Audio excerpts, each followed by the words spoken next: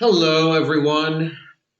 So we are going to continue our look at the Middle Ages today, but we're going to kind of start transitioning from looking at the system of feudalism and how feudalism effectively structured all aspects of medieval life, and really start looking at the major events that contributed to the decline of feudalism and ultimately led Europe out of the medieval period and into the Renaissance. And the first one of these major events contributing to the fall of feudalism that we need to talk about is a little too topical for my taste.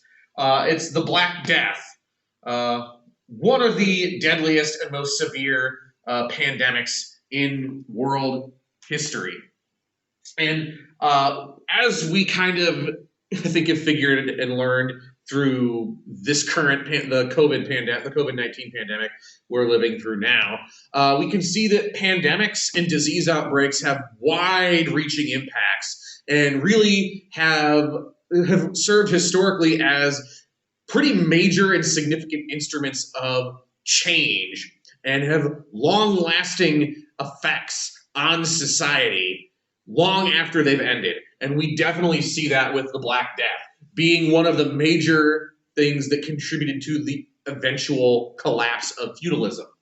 So to understand the Black Death and the impact of the Black Death, we need to look first at how Europe was doing before and during the outbreak to better understand the effects of it.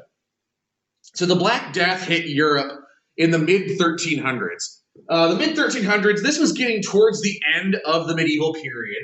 And at this point, feudalism was still in full swing, but things had mostly stabilized, and Europe had actually begun to recover from a lot of the chaos and instability that followed the fall of the Roman Empire. For example, economics and political systems were stabilizing and strengthening and growing. There was a greater centralization of political power in kings as kings gained more, as kings started to increase their own power, and central governments began to wield some authority again. Economically, trade began to revive, and notably began trading with Asia again. And as well, there was a trend of growing and increasing urbanization. More people were starting to move back into cities, which reversed the trend of de-urbanization from the early medieval period. So things hadn't fully recovered, but things in general, by the mid-1300s in Europe, were relatively stable politically and economically, and things were starting to trend to get better. In 1347, bubonic plague, which was the specific disease behind the Black Death, arrived in Europe. Bubonic plague had been ravaging Asia for years prior to this. China especially got hit really hard with an outbreak of bubonic plague. But the most famous, well-known outbreak of plague happened during the Black Death in Europe. And it arrived first in Italy on trade ships coming from Asia. And most commonly, people associate rats with the Black Death. In reality, the Black Death was transmitted initially by fleas. However, these fleas were carried by rats, and since rats generally live near and around human dwellings, this put the fleas in close contact with humans, allowing them to infect people.